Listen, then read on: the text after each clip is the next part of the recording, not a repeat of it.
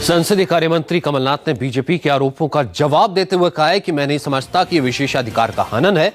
दरअसल विपक्ष ये आरोप लगा रहा है कि पाकिस्तानी हमले पर संसद में रक्षा मंत्री के बयानों को सुनकर लग रहा है कि वो पाकिस्तान के रक्षा मंत्री न कि भारत के। मोशन किसी भी मुद्दे पर दे सकता है, स्पीकर को तय करना पड़ेगा इसमें क्या इसके क्या तथ्य हैं। और जब एंटनी जी ने स्टेटमेंट दिया था उस वक्त जो फैक्ट्स आए थे उस समय तक का था। अगर उसके बाद कुछ बातें आती हैं तो वो बाद में आई, तो इसलिए इसमें मैं कोई आधार नहीं मानता हूँ ये प्रिविलेज मोशन का। कमलनाथ जी, जिस तरह से चारों तरफ से ये डिमांड हो रही है कि पाकिस्तान के खिलाफ स्ट्रॉन्ग एक्शन होना चाहिए, आप क्या मानते हैं क्या होना चाहिए पाकिस्तान? देखिए, पाकिस्तान के खिलाफ हमेशा स्ट्रॉन्ग एक्शन होना चाहिए, पर ये आज प्रधानमंत्री विरोधी दल से बात कर रहे हैं और इसमें उसके बाद कोई निचोड़ निकलेगा। Thank you. तो फिलहाल तो हम ये कह सकते हैं कि कॉफिन पर राजनीति न हो जाए, किस तरीके की बात इस वक्त से पहले हो रही थी और अब भी यही कहा जा रहा है कि उस वक्त अपडेट नहीं था। हालांकि उस वक्त सेना की तरफ से कहीं ना कहीं ये बयान आ चुका था कि पाकिस्तान का हमला था, लेकिन उसके बावजूद भी केवल 2 मिनट के लिए ही रक्षा मंत्री बोले और सिर्फ ये कहा कि वो पाकिस्तान की वर्दी में आए कुछ लोग थे। और अब ये कहा जा रहा है, उन्हीं के ही साथी मिनिस्टर ये कह रहे हैं कि वो उस वक्त की अपडेट थी, अगर उसके बाद कुछ अपडेट आया होगा तो हम ये बाद में देखेंगे। आइए देखते हैं क्या कहना था यशवंत सिन्हा का।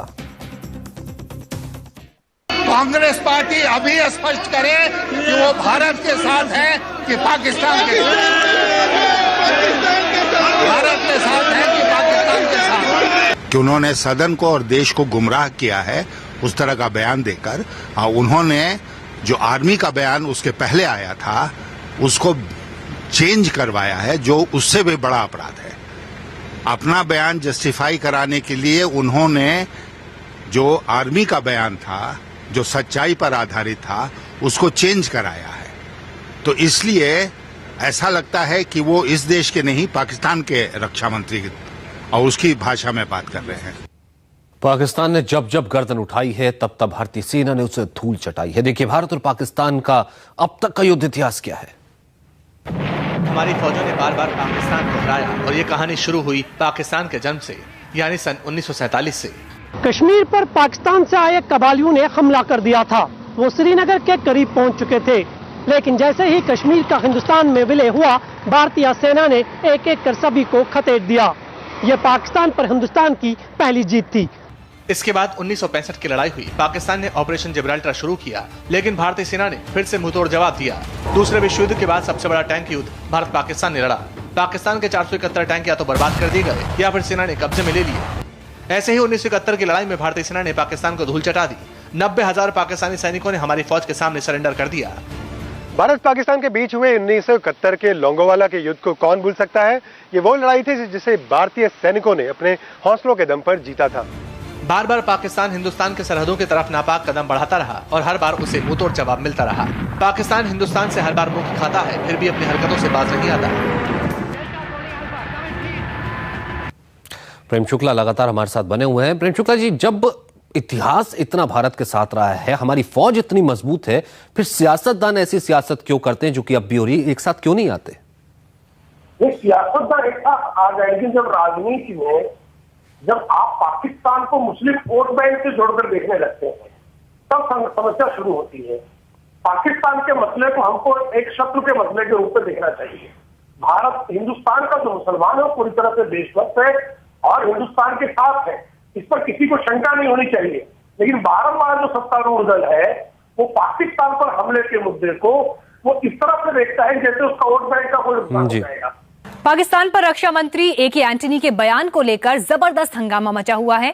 रक्षा मंत्री ने कहा था आतंकवादी पाकिस्तानी सैनिकों के वेश में आए थे, लेकिन सेना ने अपने लिखित बयान में कहा कि वो पाकिस्तान की बॉर्डर एक्शन टीम है। हालांकि बाद में सेना ने अपना बयान बदल दिया। इसी बात पर विपक्ष अब आरोप लगा रहा है कि रक्षा मंत्री के बयानों से ऐसा लगता है कि वो भारत के नहीं बल्कि पाकिस्तान के रक्षा मंत्री हैं। कि उन्होंने सदन को और देश को गुमराह किया है उस तरह का बयान देकर। उन्होंने जो आर्मी का बयान उसके पहले आया था उसको चेंज करवाया है, जो उससे भी बड़ा अपराध है। अपना बयान जस्टिफाई कराने के लिए उन्होंने जो आर्मी का बयान था, जो सच्चाई पर आधारित था, उसको चेंज कराया है। तो इसलिए ऐसा लगता है कि वो इस देश के नहीं, पाकिस्तान के रक्षा मंत्री और उसकी भाषा में बात कर रहे हैं। प्रिविलेज मोशन का प्रश्न है। कोई भी प्रिविलेज मोशन किसी भी मुद्दे पर दे सकता है। स्पीकर को तय करना पड़ेगा इसमें इसके क्या तथ्य हैं। और जब एंटनी जी ने स्टेटमेंट दिया था उस वक्त जो फैक्ट्स आए थे उस समय तक का था। अगर उसके बाद कुछ बातें आती हैं तो वो बाद में आई, तो इसलिए इसमें मैं कोई आधार नहीं मानता हूँ ये प्रिविलेज मोशन का। कमलनाथ जी, जिस तरह से चारों तरफ से ये डिमांड हो रही है कि पाकिस्तान के खिलाफ स्ट्रॉन्ग एक्शन होना चाहिए, आप क्या मानते हैं, क्या होना चाहिए पाकिस्तान? देखिए, पाकिस्तान के खिलाफ हमेशा स्ट्रॉन्ग एक्शन होना चाहिए, पर ये आज प्रधानमंत्री विरोधी दल से बात कर रहे हैं और इसमें उसके बाद कोई निचोड़ निकलेगा। कैसे कुछ ही घंटों में बयान पर यू टर्न आया, ये आपने देखा। अब सवाल ये उठता है कि पाकिस्तान के साथ हम कैसे लड़ेंगे। कारगिल के वक्त भारत सरकार ने कहा हमलावर आतंकवादियों के भेष में पाक सैनिक थे। आज सरकार कह रही है हमलावर पाकिस्तानी सैनिकों के वेश में आतंकवादी थे। किस तरह से बयान में यू टर्न आया ये आपने साफ तौर पर देखा। और लगातार रक्षा मंत्री के इस बयान की चारों तरफ किरकिरी हो रही है कि कुछ वक्त पहले जो बयान दिया गया उसके कुछ वक्त बाद ही वो बयान तो बदला ही, साथ साथ सेना को भी मजबूर किया गया कि सेना भी उनके बयान को सपोर्ट करने वाला बयान सामने दे। इस वक्त हमारे साथ इस मुद्दे पर बात करने के लिए retired lieutenant general PN home साहब हैं। हम उनसे बात करें, लेकिन उससे पहले आपको बता दें, पाकिस्तान हमले पर रक्षा मंत्री के बयान के बाद उठा तूफान थमने का नाम नहीं ले रहा।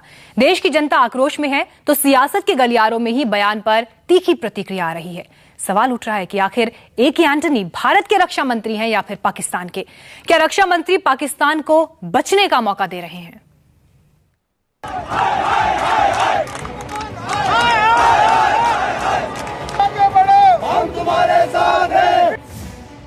पाकिस्तान के हमले से तो देश उबल ही रहा था।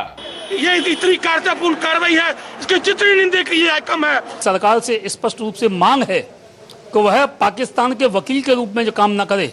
ऊपर से रक्षा मंत्री के बयान ने आग में घी डाल दिया। Ambush was carried out by approximately 20 heavily armed terrorists along with persons dressed in Pakistan Army uniforms. संसद से लेकर आम हिंदुस्तानी जवाब मांग रहा है। पाकिस्तान की सेना कत्लेआम करती है और हमारे देश की सरकार मूक दर्शक बनकर बैठी रहती है। रक्षा मंत्री के बयान पर दिल्ली में प्रदर्शन हुआ। प्रदर्शनकारियों पर पानी की बौछार की गई।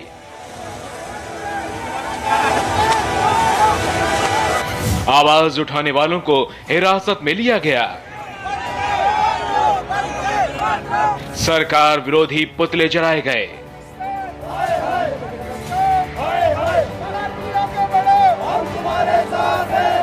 क्या चुप बैठी है सरकार?